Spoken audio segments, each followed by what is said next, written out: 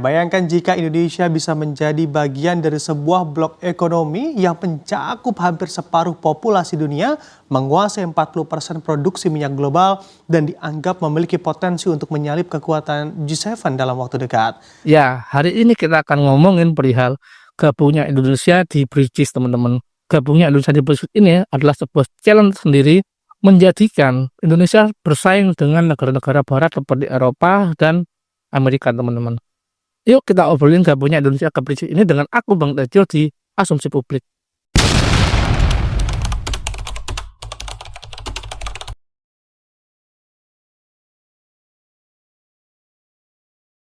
Pemerintah Indonesia telah memutuskan untuk bergabung dengan New Development Bank. Apakah dengan gabungnya Indonesia ke BRICS ini adalah sebuah solusi atau tragedi, teman-teman? Apa kita justru membuat jebakan ke negara kita sendiri atau kita naik kelas berkompetisi dengan negara besar? Apakah kita sudah meninggalkan Amerika dengan Eropa dan bergabung ke BRICS untuk berkompetisi melawan mereka? Apakah pilihan yang tepat?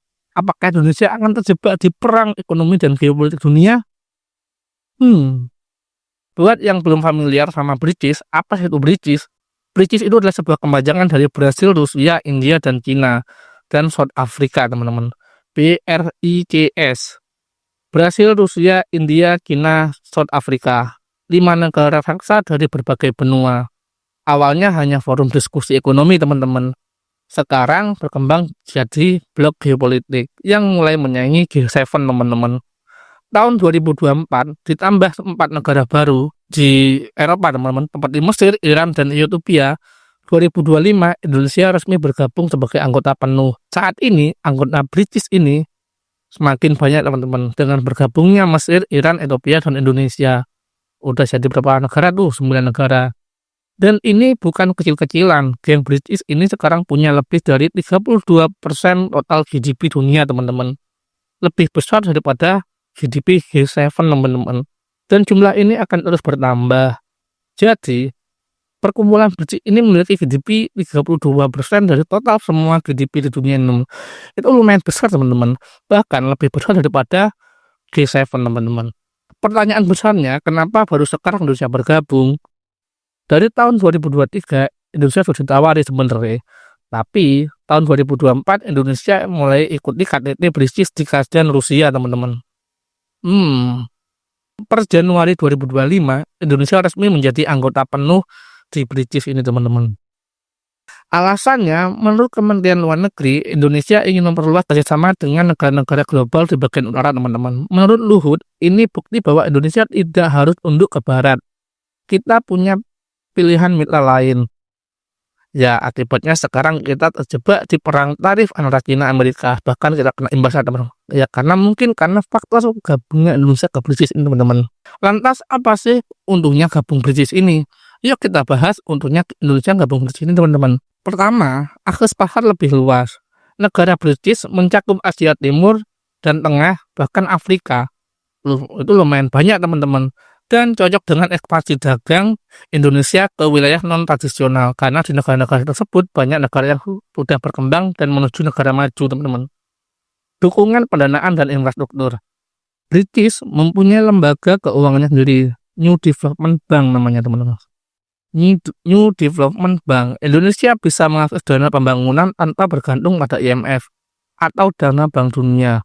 Jadi perkumpulan BRICS ini dia membentuk sebuah sistem keuangan sendiri, pembiayaan sendiri, namanya New Development Bank, teman-teman, seperti IMF gitu, yang ditunjukkan untuk anggota-anggota BRICS yang memerlukan dana bisa memanfaatkan finance ini, teman. Ya, itulah yang membuat Amerika sekarang agak sensi ya sama negara-negara yang anggota BRICS. Itulah yang menjadi alasan kenapa Indonesia terkena tarif impor yang lumayan tinggi, teman-teman. Yang ketiga, diverifikasi mitra ekonomi. Apa itu? 1. Indonesia selama ini bergantung pada Amerika Serikat dan Eropa.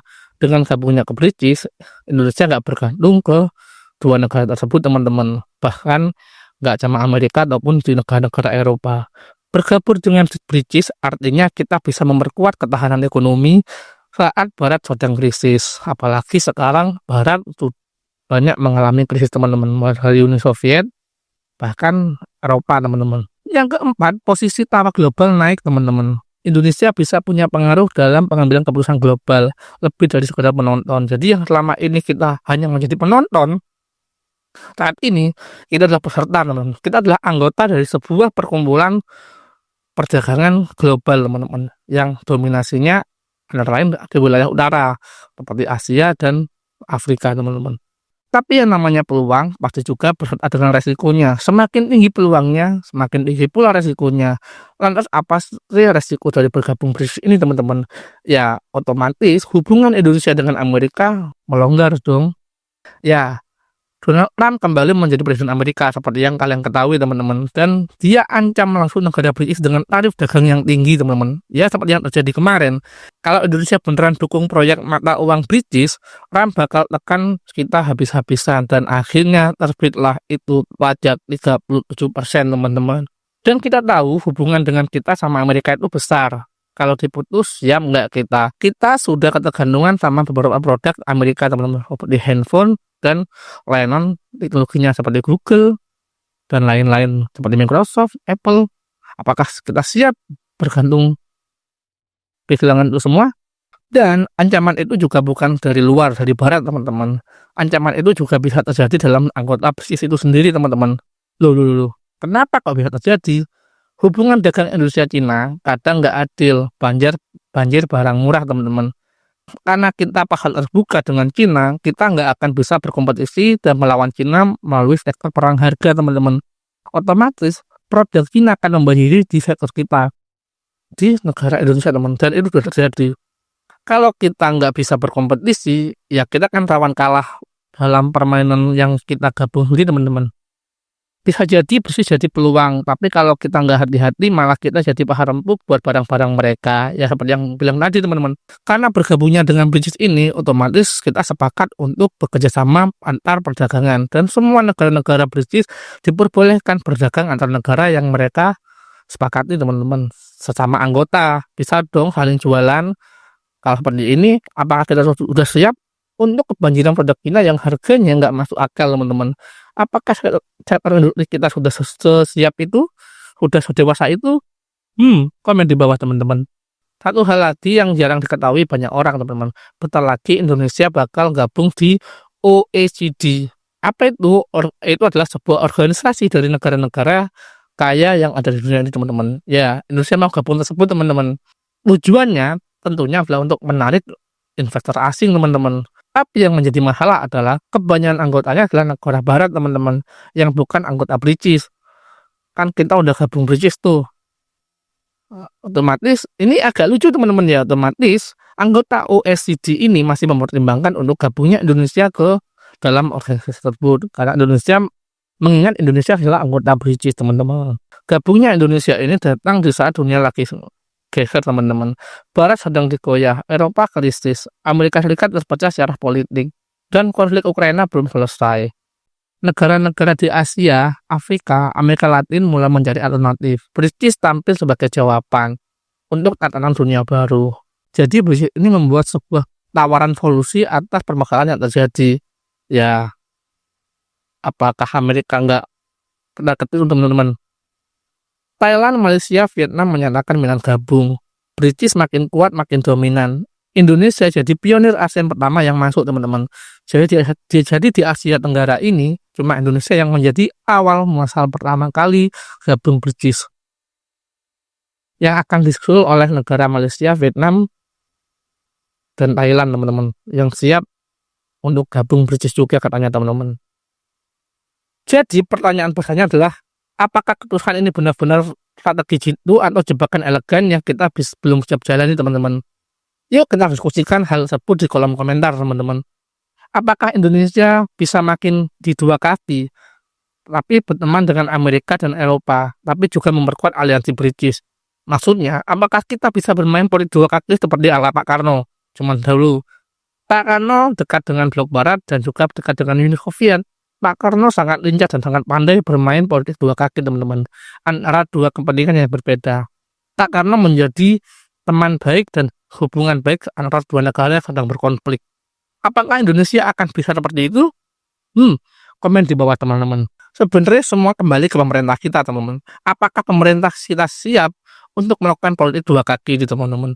Ya, kalau pemerintah kita siap dan memiliki strategi yang lumayan matang, otomatis kita bisa memperkuat dan berdaulat atas harta ekonomi kita. Yang selama ini kita tergantung dengan asing, barat teman-teman, terutama kita bisa bersaing di tatanan global teman-teman. Yang selama ini kita hanya jadi penonton, kita bisa ikut bermain dan memeriahkan perdagangan internasional teman-teman. Tapi semua soal pemerintah. Apakah pemerintah sudah sesiap itu? Apakah warganya sudah sesiap itu? Apakah infrastrukturnya sudah sesiap itu? Ya entahlah teman-teman. Mudah-mudahan gabungnya Indonesia ke BRICS ini disertai dengan strategi dan kesiapan yang matang teman-teman ya. Mudah-mudahan Indonesia gabung ke BRICS ini nggak cuma karena hanya pencitraan belaka teman-teman. Karena keputusan ini membawa resiko besar teman-teman. Dengan gabungnya kita ke BRICS, otomatis kita menyatakan siap berkompetisi dengan negara barat teman-teman. Padahal kita masih belum seberdikari itu perihal ekonomi kita teman-teman. Kita masih bergantung pada barat dan pada Eropa teman-teman. Beberapa produk dari mereka yang kita masih bergantung seperti Google, internet, layanan sosmed dari mereka semua teman-teman. Kalau semua itu dicabut dan dipajaki, kita harus siap untuk menanggulangi dan punya strategi yang cukup kompleks teman-teman gitu. Dan akhir-akhir Indonesia juga akan gabung ke OECD tadi teman-teman. Dia adalah perkumpulan organisasi terkaya di dunia. Tapi yang jadi masalah adalah anggota OECD ini adalah negara barat teman-teman. Ya kalau sampai Indonesia bisa gabung ke OECD, otomatis aku harus akuin jempol ke pemerintah kita teman. Otomatis pemerintah kita bisa bermain dua kaki teman-teman. Bisa ke blok timur dan blok barat. Bisa bermain kedua pihak, kedua kepentingan global yang berbeda. Komen teman-teman. Apakah teman-teman setuju dengan gabungnya Indonesia ke BRICS? Atau gimana? Komen di bawah teman-teman.